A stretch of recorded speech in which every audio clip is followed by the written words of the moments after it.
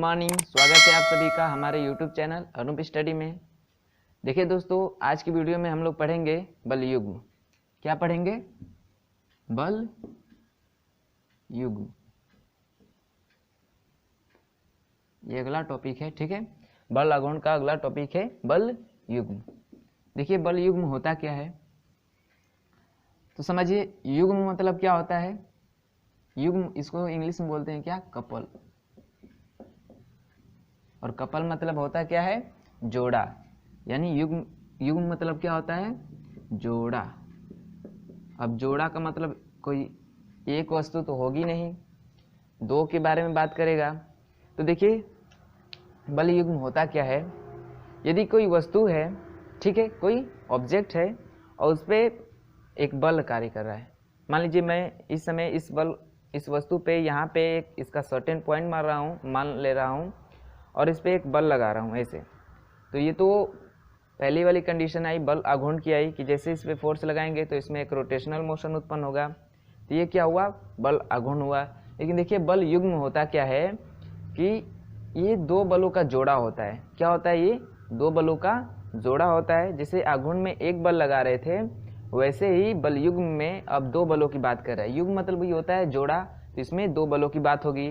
तो देखिए जैसे ही किसी वस्तु पे हम लोग दो बल लगाएं और वो बल परिमाण में क्या हो? समान हो, और उनकी दिशा क्या हो? एक दूसरे की विपरीत हो। जैसे मान लीजिए यही कोई वस्तु है, विपरीत क्यों होनी चाहिए? जैसे मान लीजिए यही कोई वस्तु है, इसका मान लीजिए सर्टेन पॉइंट मान ले रहे हैं और यहाँ से एक फोर्स अप्लाई कर रहे हैं, इसी के दूसरा फोर्स अप्लाई करना है इसी के समानांतर, ठीक, और विपरीत दिशा में। तो ये हो गई। तो इस प्रकार के जो बलों का जोड़ा बनता है उसी को बोलते हैं हम लोग क्या? बल युग्म। अब इसकी दिशा विपरीत क्यों होनी चाहिए भाई? इसकी विपरीत दिशा होगी तभी तो, जैसे इधर से फोर्स लगाएंगे ये वाला और इधर से फोर्स ये वाला लगाएंगे तभी तो इसमें रोटेशनल मोशन होगा। नहीं तो देखिए यदि फोर्स इधर से लगा रहे हैं और सेम पैरेलल फोर्स इसके जिस डायरेक्शन में ये है इसी डायरेक्शन में लगा देंगे तो क्या ये ऐसे मोशन करेगी? रोटेशनल मोशन करेगी? ये नहीं ना। ये तो एक सीधी गति करने लगेगी, आगे की तरफ बढ़ने लगेगी। तो इस प्रकार के तो हम लोग पढ़ रहे हैं बल आघूर्ण, तो इसमें तो घूर्णन उत्पन्न होगा नहीं जब ऐसे सेम डायरेक्शन में फोर्स लगेगा। तो इसीलिए जो बल युग्म होता है वो दो बलों का एक जोड़ा होता है। देखिए डिफिनीशन क्या होता है, जो बल युग्म होता क्या है। तो देखिए जाहिर सी बात है, युग्म का मतलब क्या होता है? जोड़ा। युग्म का मतलब क्या होता है? जोड़ा। तो बलों का ऐसा जोड़ा जिनका परिणाम क्या हो? समान हो तथा दिशा क्या हो? विपरीत हो। तो ऐसे बल के जोड़ों को क्या बोलते हैं हम लोग? बल युग्म बोलते हैं। यानी दो बलों का ऐसा जोड़ा जिनका परिमाण क्या हो? समान हो, परंतु दिशा क्या हो? विपरीत हो। तो इस प्रकार के बल को क्या बोलते हैं? बल युग्म बोलते हैं। इस प्रकार के बलों को क्या बोलते हैं? बल युग्म बोलते हैं। देखिए ये वस्तु पे काम कैसे करता है।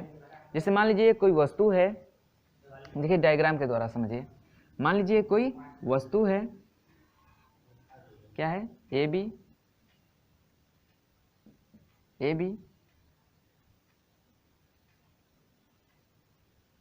और इस पे यहाँ से एक फोर्स लग रहा है और एक यहाँ पे फोर्स लग रहा है। दो फोर्स की बात कर रहा है ना। तो एक यहाँ पे फोर्स लग रहा है, एक यहाँ पे फोर्स लग रहा है, और इसका जो हम लोग जो बिंदु माने हैं, जिस बिंदु के पड़ते ये घूमेगा वो क्या है? ओ है, ठीक। तो दो बल जिनका परिमाण क्या हो? समान हो। ये जो दो बल लगेंगे इनका परिमाण क्या हो? समान हो, और इसकी दिशा क्या है? विपरीत है ना। दिशा क्या हो? विपरीत हो। तो ऐसे बल के युग्मों को क्या ही बोलते? इन्हीं बल युग्मों को क्या बोलते हैं? कपल, बल युग्म बोलते हैं। यानी ऐसे ही बलों के जोड़ों को क्या बोलते हैं हम लोग? बल युग्म बोलते हैं। अब इन बलों के कारण इस वस्तु में एक क्या उत्पन्न हो जाता है? आघूर्ण उत्पन्न हो जाता है। तो उसे बोलते हैं क्या हम लोग? बल युग्म आघूर्ण बोलते हैं। क्या बोलते हैं? बल युग्म आघूर्ण बोलते हैं। एक बार और सुनिएगा। दो दो समान परिमाण वाले तथा विपरीत दिशा वाले ऐसे बल जो किसी वस्तु पे कार्य कर रहे हों तो उसको क्या बोलते हैं हम लोग? बलयुग्म बोलते हैं। और उस बल के कारण ये वस्तु एक घूर्णन गति यानी ये घूर्णन गति करना शुरू कर दे तो उसको क्या बोलते हैं हम लोग? बलयुग्म आघूर्ण बोलते हैं। क्या बोलते हैं? बलयुग्म आघूर्ण। ये जो बलयुग्म आघूर्ण होता है ये लगे बलों में से किसी एक बल तथा इनके बीच की दूरी क्या है? इनके बीच की दूरी AB है। इनके बीच की दूरी के गुणनफल के क्या होता है? बराबर होता है। क्या? बलयुग्म आघूर्ण। जो बलयुग्म आघूर्ण होता है इसको दिखाते हैं M से। ये जो होता है इस वस्तु पे लगने वाले बलों में से कोई एक बल तथा इसके बीच की दूरी के, वो भी कैसी दूरी हो? लंबवत दूरी के गुणनफल के क्या होता है? बराबर होता है। देखिए कैसे ये होता है। जैसे मान लीजिए ये वस्तु है, ठीक, इसका सेंटर पॉइंट क्या है? O है और इसकी लंबाई क्या है? AB है। यहाँ से लग रहा है एक बल और एक यहाँ से बल लग रहा है जो एक दूसरे के क्या है? समांतर हैं, परंतु दिशा में क्या है? विपरीत हैं। ठीक, तो देखिए इतने पोर्शन पे कितना बल लगेगा। यदि A पर निकाले कि कितना बल लग रहा है, बल आघूर्ण बल कितना लग रहा है, A बिंदु पे निकाले, A बिंदु पे बल आघूर्ण, A बिंदु पर बल आघूर्ण निकालें तो वो कितना होगा भाई? तो F इंटू OA होगा। F इंटू OA होगा। अब बिंदु B पे निकाले, बिंदु B पर बल आघूर्ण निकाले, तो वो कितना होगा भाई?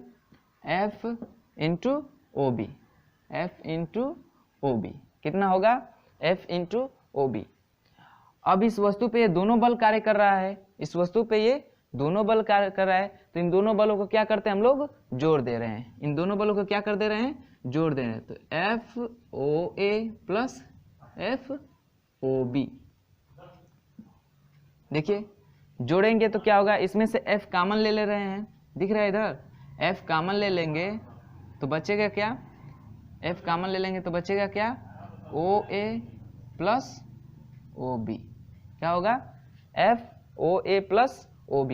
देखिए OA plus OB, OA plus OB को क्या लिख सकते हैं हम? सीधे AB लिख सकते हैं। तो क्या हो जाएगा? F into OA plus OB की जगह पे क्या लिख सकते हैं? AB। क्या लिख सकते हैं? AB। इसलिए जो बल युग्म आघूर्ण होता है इस वस्तु पे ये दो बल लग रहे हैं तो उसमें से कोई एक बल, यहाँ पे दोनों बलों को ऐड किए हैं तो इसमें से कोई एक बल तथा इसके बीच की दूरी, वो भी कैसी दूरी हो? लंबवत दूरी के गुणनफल के क्या होता है? बराबर होता है। क्या? बल युग्म आघूर्ण। इसलिए जो बल युग्म आघूर्ण का मान निकल के आता है M बराबर इस वस्तु पे लगने वाले कोई एक बल तथा उसके बीच की दूरी के गुणनफल के बराबर होते हैं। आते हैं इसके यूनिट पे, इसका मात्रक क्या होता है? देखिए तो मात्रक निकालेंगे तो F का मात्रक क्या होता है भाई? न्यूटन। AB क्या है? इसके बीच की दूरी है, दूरी का मात्रक क्या होता है? मीटर। तो इसका मात्रक क्या हो जाएगा? Newton into metre. क्या हो जाएगा? Newton into metre. इतना क्लियर है? चलिए एक बार और समझ लेते हैं बल युग्म होता क्या है। तो बल युग्म जो होता है दो बलों का यानी बलों का एक जोड़ा होता है जिनका परिमाण क्या होता है? समान होता है और उनकी दिशा क्या होती है? विपरीत होती है। ठीक है, तो ऐसे बल के जोड़ों को क्या बोलते हैं हम लोग? बल युग्म बोलते हैं। अगर इस बल युग्म किसी वस्तु पे लग रहा है और इससे एक आघूर्ण उत्पन्न हो जा रहा है, इसमें एक आघूर्ण उत्पन्न हो जा रहा है तो उससे बोलते हैं क्या हम लोग? बल युग्म आघूर्ण बोलते हैं। देखिए बल युग्म आघूर्ण क्या होता है? तो जो बल युग्म आघूर्ण होता है इस वस्तु पे लगने वाले बलों में से कोई एक बल तथा इस जो वस्तु है इसकी लंबाई या इन दोनों बलों के बीच की लंबवत दूरी के गुणनफल के क्या होता है? बराबर होता है। इतना क्लियर है? इसका मात्रक देते हैं। मात्रक क्या होता है? तो जो बल युग्म आघूर्ण का मात्रक होता है वो क्या होता है? Newton into metre. क्या होता है? Newton into metre. तो इतना क्लियर है? चलिए आगे देखते हैं। देखिए इसका अगला टॉपिक है उत्तोलक। उत्तोलक देखिए बहुत ही इम्पोर्टेंट है, इनमें से पूछा जाता है परीक्षा में। कुछ औजार दे दिए रहेंगे और पूछेगा कि ये किस उत्तोलक में आएंगे। तो उत्तोलक पढ़ते हैं, इसको क्या बोलते हैं हम लोग? लीवर। क्या बोलते हैं? लीवर। क्या बोलते हैं? लीवर। देखिए उत्तोलक क्या होता है? तो जो उत्तोलक होता है एक सरल मशीन होती है। क्या होती है? एक सरल मशीन होती है। इसमें स्पेशली एक रॉड लिया जाता है, छड़ लिया जाता है, जो सीधी होगी या कुछ मुड़ी हुई होगी, या उसका कोई डिजाइन बनाया गया होगा, जो एक निश्चित बिंदु के चारों ओर क्या करती है? घूमती है। ठीक है, उसमें एक सर्टेन पॉइंट होता है कि जब हम काम करेंगे तो वो इस पॉइंट से क्या करेगी? रोटेट करेगी, इसी बिंदु के चारों तरफ क्या करेगी? रोटेट करेगी। तो ऐसे होते हैं उत्तोलक। ठीक है, उत्तोलक एक प्रकार के क्या होते हैं? औजार मशीन होते हैं, जो कि बहुत ही सरल होते हैं। और इनमें स्पेशली क्या यूज़ किए जाते हैं? रॉड यूज़ किए जाते हैं। ठीक, जो सीधे होंगे या कुछ मुड़े होते हैं, और ये किसी बिंदु के चारों तरफ क्या करते हैं? घूमते रहते हैं। क्या करते हैं? घूमते रहते हैं। और जिस बिंदु के सापेक्ष ये घूमते हैं उसे बोलते हैं हम लोग क्या? आलंब। क्या बोलते हैं उसे? आलंब बोलते हैं। ठीक, क्या बोलते हैं? आलंब। ठीक, जैसे मान लीजिए यहीं कोई औजार है एक रॉड का। ठीक, जैसे मान लीजिए ये वाला रोड ले रहे हैं,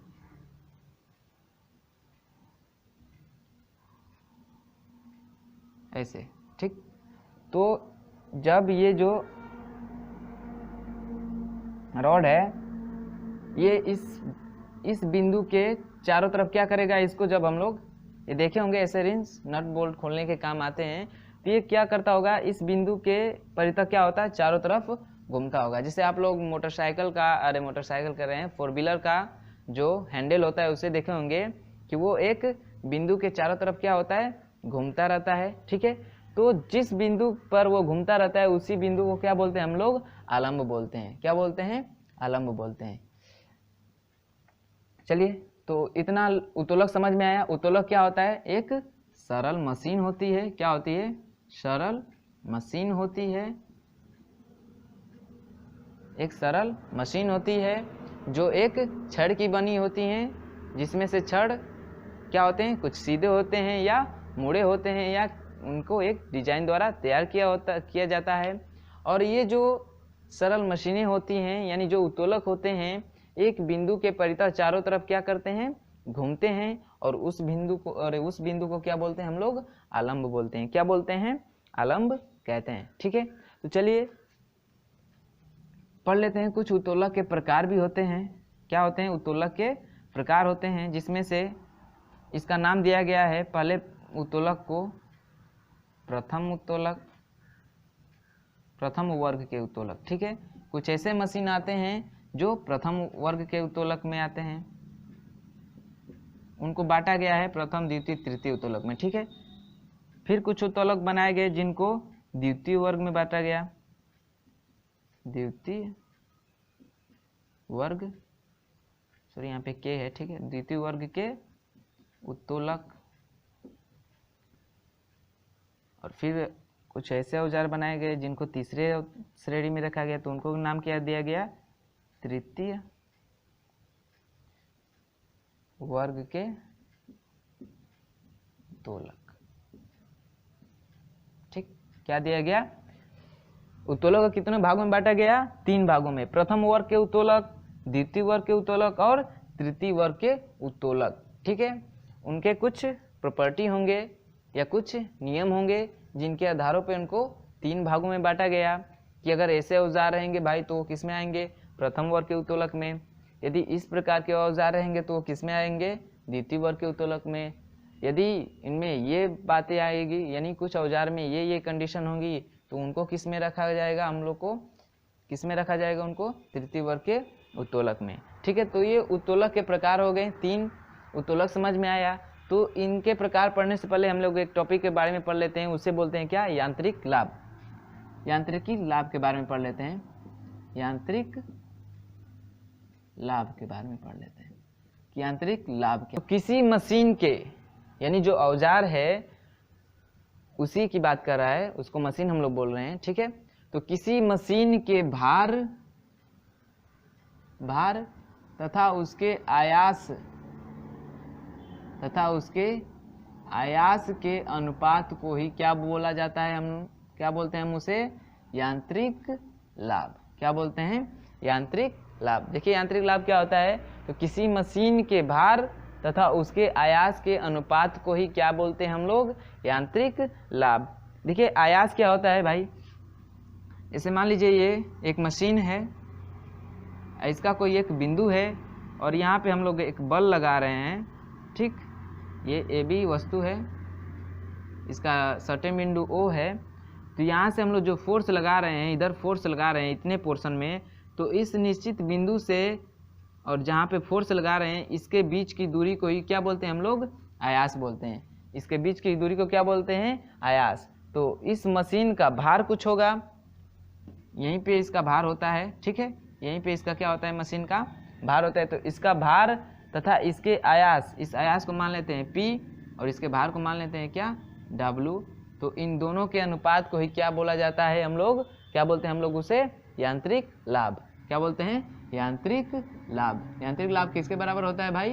तो उस मशीन के भार तथा आयास के अनुपात के बराबर होता है, ठीक है। तो यांत्रिक लाभ समझ में आया। तो चलिए पढ़ते हैं हम लोग क्या? उत्तोलक के प्रकारों के बारे में, कि प्रथम वर्ग के उत्तोलक में किस प्रकार के मशीन आएंगे, द्वितीय वर्ग के उत्तोलक में किस प्रकार के औजार आएंगे, और तृतीय वर्ग के उत्तोलक में किस प्रकार के औजार आएंगे, और उनकी प्रॉपर्टी क्या होती है, ठीक है। उनको कैसे पहचानेंगे, उनमें क्या क्या होना चाहिए, इसके बारे में हम लोग जानते हैं। तो चलिए सबसे पहले चलते हैं प्रथम वर्ग के उत्तोलक में, ठीक है। इसे मिटा दे रहे हैं हम। देखिए जो प्रथम वर्ग के उत्तोलक में ऐसे औजार आएंगे, समझिएगा, प्रथम वर्ग के उत्तोलक में इस प्रकार के औजार आएंगे जिनका ये औजार है, सॉरी सीधा नहीं बन पा रहा है। तो देखिए प्रथम वर्ग के उत्तोलक में इस प्रकार के औजार आएंगे जिनके निश्चित बिंदु से एक और क्या लगा होगा भाई? हम लोग का बल लगा होगा। तो इसके दूसरे किनारे क्या होगा? इसका भार होगा, ठीक। यानी इसके मध्य बिंदु से एक तरफ आयास होगा तो दूसरी तरफ क्या होगा? भार होगा। तो इस प्रकार के कोई भी औजार आएगा तो उसको किस श्रेणी में रखा जाएगा? प्रथम वर्ग के उत्तोलक की श्रेणी में रखा जाएगा, ठीक है। एक बार और समझ लीजिए, प्रथम वर्ग के उत्तोलक में इस प्रकार के औजार आएंगे जिनके मध्य बिंदु से एक तरफ क्या हो? जैसे मान लीजिए O है, ये AB वस्तु है, तो इस मध्य बिंदु से इसकी तरफ एक तरफ क्या हो? आयास हो, तो दूसरी तरफ क्या हो? इस मशीन का भार हो। क्या हो? इस मशीन का भार हो। तो इस प्रकार के उत्तोलक को प्रथम वर्ग के उत्तोलक की श्रेणी में रखा जाता है। कुछ एग्जाम्पल देख लीजिए प्रथम वर्ग के उत्तोलक की श्रेणी का। जैसे इसमें आता है कैंची, और क्या आता है? तुला, ठीक। कैंची, तुला, और क्या आता है? पिलास, जैसे जितने भी हैं वो सब किस में आते हैं? देखिए कैंची देखे होंगे, ऐसे कैंची होती है, ठीक। तो ये इसका मध्य बिंदु है, तो इधर ही हम लोग फोर्स लगाते हैं ना, तो ये क्या हो गया? इसका इतना पोर्शन क्या हो गया? आयास हो गया। और इसका इधर हम लोग का क्या होता है? इसका भार होता है। यानी मध्य बिंदु से एक तरफ आयास हो और दूसरी तरफ भार हो। तो इस प्रकार के औजार किस में आते हैं? प्रथम वर्ग के उत्तोलक में। तो प्रथम वर्ग के उत्तोलक में कैसे आते हैं? उदाहरण में जैसे कैंची, तुला, और क्या दिया है भाई? बच्चे के झूलने का तख्ता, प्लास, ठीक। ये सब उदाहरण में नोट कर लीजिएगा, ऐसे उदाहरण प्लास, ETC, ठीक। ये सब किस में आते हैं? प्रथम वर्ग के उत्तोलक में। जैसे पूछ दिया जाए कैंची किस वर्ग का उत्तोलक है, तो किस वर्ग का उत्तोलक है? प्रथम वर्ग का उत्तोलक। क्यों भाई? क्योंकि इसके मध्य बिंदु से एक तरफ आयास होता है तो दूसरी तरफ क्या होता है? भार होता है। इतना क्लियर है? चलिए जो प्रथम वर्ग के उत्तोलक में कुछ उदाहरण जैसे हैं क्या? कैंची, तुला, प्लास, ये सब किस में आते हैं? प्रथम वर्ग के उत्तोलक में। चलिए प्रथम वर्ग के उत्तोलक की यांत्रिक लाभ के बारे में बात कर लेते हैं। तो जो प्रथम वर्ग के उत्तोलक होते हैं उनका जो यांत्रिक लाभ होता है वो 1 से कम, प्रथम वर्ग के उत्तोलक के लिए जो यांत्रिक लाभ होता है वो 1 से कम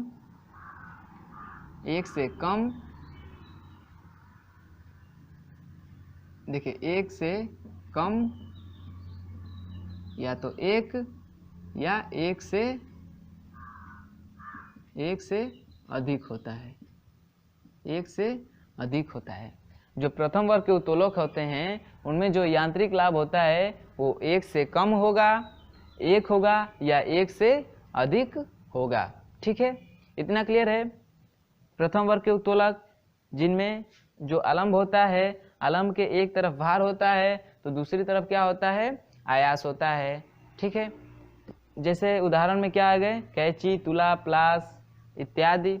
जो प्रथम वर्ग के उत्तोलक में यांत्रिक लाभ होता है वो 1 से कम होगा, 1 होगा या 1 से अधिक होगा। इतना क्लियर। द्वितीय वर्ग के उत्तोलक में क्या कंडीशन है कि द्वितीय वर्ग के उत्तोलक में इस प्रकार के औजार आएंगे जिनका भार और आयास दोनों ही अलम्ब के एक तरफ होते हैं। क्या होते हैं, दोनों ही अलम्ब के एक तरफ होते हैं। मान लीजिए इधर अलम्ब मान ले रहे हैं इस पॉइंट पे, तो जो इसका आयास होगा और जो इसका भार होगा दोनों ही क्या होंगे, एक ही साइड होंगे, या तो इस साइड होंगे या तो इस साइड होंगे, किसी एक ही साइड होंगे। ठीक है, तो वो किस में आएंगे, द्वितीय प्रकार के उत्तोलक में आएंगे। ठीक है, द्वितीय प्रकार के उत्तोलक में क्या होना चाहिए भाई, तो जो इसका आयास है, आयास के एक ही तरफ क्या होने चाहिए, इसका भार और इसका क्या बोलते हैं उसको, आयास। इसके जो अलम्ब है इसके एक ही तरफ होना चाहिए क्या, आयास और भार। तो ऐसे औजार किस में आएंगे, द्वितीय वर्ग के उत्तोलक में। इसका उदाहरण देख लीजिए, जैसे सरोता, नींबू निचोड़ने की मशीन, कूड़ा ढोने की गाड़ी इत्यादि सब द्वितीय वर्ग के उत्तोलक हैं। क्या हैं, इसमें उदाहरण क्या आ जाएगा, ऐसे इसका फिगर है। ठीक है, ये हो गया भार और ये हो गया यहाँ से आयास, हो गया इसका P, W से दिखाते हैं ना भार को। तो ये हो गया भार, ये हो गया इसका आयास। ठीक, ये हो गया क्या, अलम्ब, ये हो गया क्या, अलम्ब। तो अलम्ब के एक ही ओर क्या हो, भार और आयास दोनों हो, तो इस प्रकार के उत्तोलक क्या बोलते हैं, द्वितीय वर्ग के उत्तोलक। और एग्जाम्पल में क्या क्या लिया गया है भाई, तो सरोता, नींबू निचोड़ने की मशीन, नींबू निचोड़ने की मशीन, और क्या, कूड़ा ढोने वाली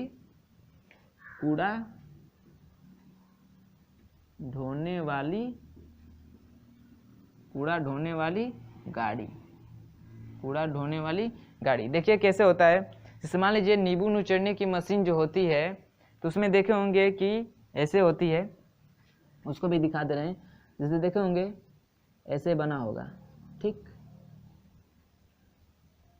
जिसमें इसमें नींबू रख देते हैं और क्या करते हैं, इसका अलम्ब एक साइड है ना, और इस इधर ही क्या करते हैं, बल लगाते हैं, यानी इसका आयास इधर ही होता है और इसका भार भी इधर ही होता है, इस अलम्ब के इधर ही होता है। तो इस प्रकार के औजार किस में आते हैं, द्वितीय वर्ग के उत्तोलक में। क्या आते हैं, द्वितीय वर्ग के उत्तोलक में। अब देखिए इनका यांत्रिक लाभ क्या होता है, तो जो द्वितीय वर्ग के उत्तोलक होते हैं, यानी जो द्वितीय वर्ग के उत्तोलक हैं, इनका जो यांत्रिक लाभ होता है वो 1 से सदैव क्या होता है, अधिक होता है। 1 से क्या होता है, सदैव क्या होता है, 1 से अधिक होता है। किस वर्ग के, तो द्वितीय वर्ग के उत्तोलक का जो यांत्रिक लाभ होता है वो 1 से सदैव क्या होता है, अधिक होता है। इतना क्लियर है। चले चलते हैं तृतीय वर्ग के उत्तोलक में कि इसकी कंडीशन क्या होती है।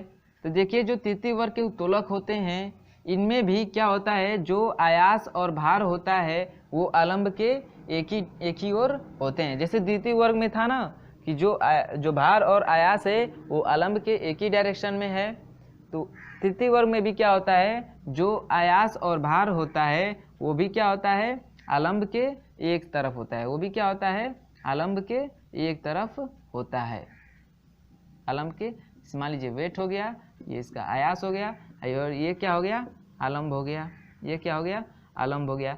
तो इस प्रकार के यानी जिसका आयास भार आलम्ब की एक ही तरफ हो तो वो भी किस में आते हैं, तृतीय वर्ग में आते हैं। लेकिन इसमें देखिए तृतीय और द्वितीय वर्ग में फर्क यही है कि जो इसका भार होता है आलम्ब से काफ़ी थोड़ा दूर होता है, आयास के बदले में थोड़ा आयास की अपेक्षा में दूर होता है, और द्वितीय वर्ग में क्या होता है, आयास की अपेक्षा आलम्ब से बहुत नज़दीक होता है क्या, इसका भार।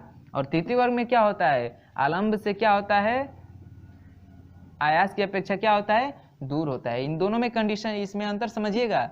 इसमें भी जो भार है, आयास है, वो भी आलम्ब की एक ही साइड होता है, और तृतीय वर्ग में भी जो आलम्ब, जो भार और आयास है वो भी आलम्ब के एक ही साइड होता है। बस डिफरेंस इतना है कि जो इसका भार होता है तृतीय वर्ग में आयास की तुलना में क्या होता है, थोड़ा आलम्ब से दूर होता है, और द्वितीय वर्ग में क्या होता है कि जो आयास की अपेक्षा आलम्ब से थोड़ा नज़दीक होता है। ठीक, बस यही अंतर है किसमें, द्वितीय और तृतीय प्रकार के उत्तोलक में। तो चलिए तृतीय वर्ग के उत्तोलक के उदाहरण लिख लेते हैं कुछ। तो देखिए तृतीय वर्ग के उत्तोलक में उदाहरण में आते हैं जैसे हल, चिमटा, चिमटा इत्यादि, चिमटा इत्यादि। ये किस प्रकार के उत्तोलक हैं, तृतीय प्रकार के उत्तोलक हैं। इनमें जो भार और आयास होता है वो क्या होता है, आलम्ब के एक ही साइड होता है। इतना समझ में आया। और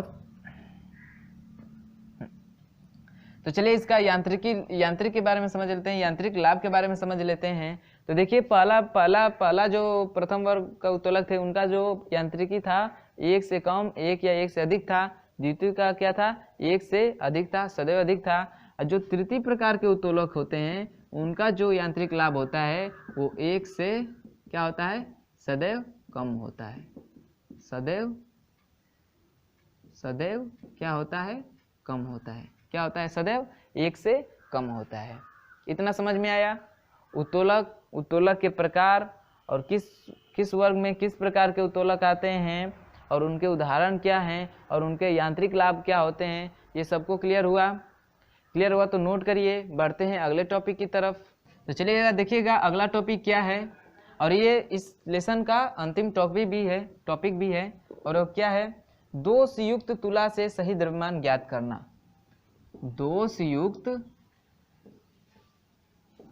तुला से सही द्रव्यमान ज्ञात करना।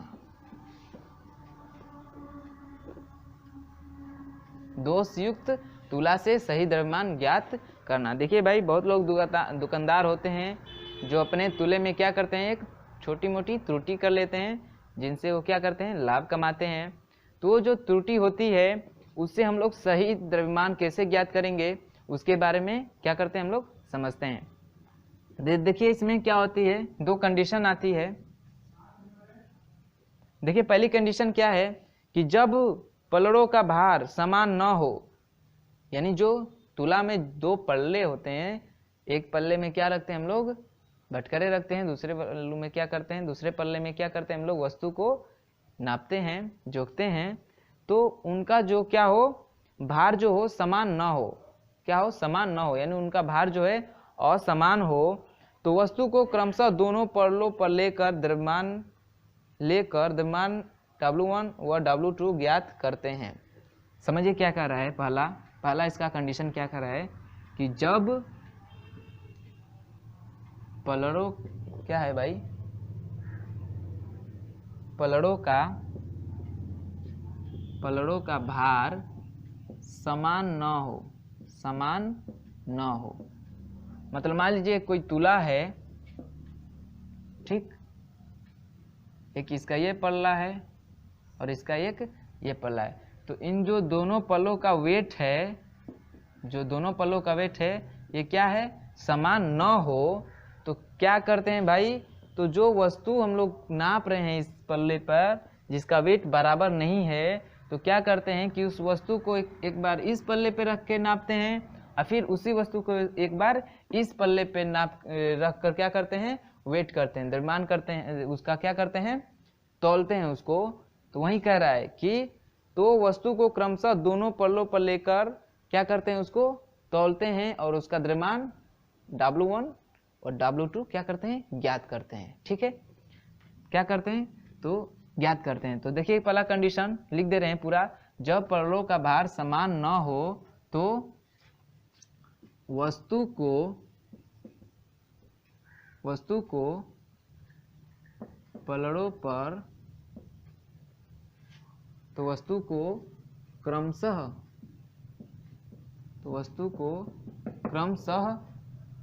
क्रमशः दोनों पल्लों पर रखकर, क्रमशः दोनों पल्लों पर रखकर द्रव्यमान, भाई एक बार वेट करेंगे तो उसका पहला द्रव्यमान ज्ञात करते हैं और दूसरी बार तौलते हैं दूसरे पल्ले पर रख के, तो उसका दूसरा द्रव्यमान क्या करते हैं, ज्ञात करते हैं। और उसके बाद से कैसे उसका सही द्रव्यमान निकालते हैं, तो उसके लिए फार्मूला यूज करते हैं। जो सही द्रव्यमान है W बराबर वो होता है W1 माइनस W2/2। क्या होता है, सॉरी माइनस नहीं प्लस होता है। जो उसका सही द्रव्यमान होगा वो पहले पल्ले पर रख के उसका वेट किया गया, फिर उसी वस्तु को दूसरे पल्ले पर रख के जब वेट करते हैं तो उन दोनों वेटों को जोड़कर और उसका क्या कर देते हैं, आधा कर देते हैं, तो हम लोग का सही द्रव्यमान निकल आता है। क्या होता है, सही द्रव्यमान निकल आता है। समझिएगा इसको डिटेल में कैसे, एक बार और, कि जब वस्तु को जिसको जोखा जा रहा है और उसका पल्ला क्या हो, असमान हो, उसका भार असमान हो, तो वस्तु को दोनों पल्लों पे रख के तौला जाता है। मान लीजिए इस पल्ले पे रख के तौले तो उसका वेट कितना आया, W1 आया। फिर उसी वस्तु को इस पल्ले पे रख के वेट किए तो उसका द्रव्यमान कितना आया, W2 आया। तो तब हम लोग जब इसका सही वेट निकालेंगे तो उसके लिए फार्मूला यूज करते हैं कि W1 प्लस W2 और बटा 2, यानी दोनों द्रव्यमानों को जोड़कर उसका आधा कर देते हैं, तो हम लोग का सही द्रव्यमान निकल जाता है। जैसे मान लीजिए कोई वस्तु है और वह त्रुटिपूर्वक तुले पे क्या किया जा रहा है, उसका वेट किया जा रहा है, वही फर्स्ट कंडीशन वाली, यानी उसका जो पल्ला है उसका भार क्या है, असमान है। तो मान लीजिए एक बार उसका वेट किए तो उसका भार आया 10.2, फिर जब दूसरी बार वेट किए तो उसका भार आया 8.6। तब इसका सही द्रव्यमान ज्ञात कीजिए। तो फार्मूला का यूज करेंगे क्या, W बराबर ये क्या हो जाएगा हम लोग का, W1 हो जाएगा, ये क्या हो जाएगा, W2 हो जाएगा। तो सही द्रव्यमान निकालेंगे तो क्या करेंगे, दोनों वेट को क्या कर देंगे, जोड़ देंगे, यानी 10.2 धन 8.6 और दोनों का जोड़ कर क्या कर देंगे, आधा कर देंगे। तो जोड़िए भाई कितना हो जाएगा, 6 2 8 दशमलव लगेंगे, 10 8 18, इसका आधा करेंगे तो कितना हो जाएगा, कटाएंगे तो 9.4, यानी इसका जो सही द्रव्यमान होगा वो कितना होना चाहिए, 9.4 kg होना चाहिए। ठीक है, कितना होना चाहिए, 9.4 किलोग्राम होना चाहिए। तो समझ में आया पहली कंडीशन, यदि पल्ला क्या हो, असमान हो, भार में क्या हो, असमान हो, तो वस्तु को दोनों पल्लों पे रख के क्या करेंगे, उसका द्रव्यमान ज्ञात करेंगे और जितना द्रव्यमान आएगा उन दोनों द्रव्यमानों को जोड़कर उसका आधा कर देंगे, तो हम लोग का सही द्रव्यमान क्या आ जाएगा, प्राप्त हो जाएगा। उसका सही द्रव्यमान क्या होगा, प्राप्त हो जाएगा। इतना क्लियर है। इसका दूसरा कंडीशन समझते हैं। देखिए दूसरा कंडीशन क्या कर रहा है, इसमें तो पल्ले का भार असमान था, तो चलिए देखते हैं दूसरा इसका कंडीशन क्या कहता है। देखिए दूसरा कंडीशन क्या कह रहा है कि जब तुले का भुजाएं असमान हो। देखिए फर्स्ट कंडीशन में क्या था, उसके पल्लों का भार असमान था। अब दूसरी कंडीशन में क्या कह रहा है कि तुले का भुजा असमान हो। क्या हो, असमान हो। ठीक है, फर्स्ट कंडीशन में ये था। देखिए फर्स्ट कंडीशन में कि तुले की जो पलड़े थे वो क्या थे, एक का वेट कम था तो एक का वेट ज़्यादा था, यानी आपस में बराबर नहीं थे। तब के लिए जब हम उसका सही द्रव्यमान निकालने के लिए फार्मूला निकाले हैं वो क्या है, W1 प्लस W2/2 था, यानी दोनों वेटों को जोड़कर उसका आधा कर दे रहे थे तो हम लोग का सही द्रव्यमान निकल जा रहा था। अब देखिए दूसरी कंडीशन में जब उसकी भुजा असमान रहेगी तब उसका सही वेट निकालेंगे कैसे, तो देखिए कैसे निकालें। पहली कंडीशन के लिए तो ये हो गया। अब दूसरी कंडीशन के लिए, दूसरी कंडीशन क्या कह रहा है कि यदि इसकी भुजा असमान हो, ठीक है, यानी मान लीजिए एक भुजा क्या हो जा रही है, छोटी हो जा रही है, तो एक भुजा क्या हो जा रही है, बड़ी हो जा रही है। तब इस पे वस्तु का वेट कर रहे हैं W1 और W2, ठीक है। जिस तरह पहली कंडीशन में 2 बार वस्तु का वेट किए हैं दोनों पल्लों पे रख के, वैसे ही दूसरी कंडीशन में भी करेंगे।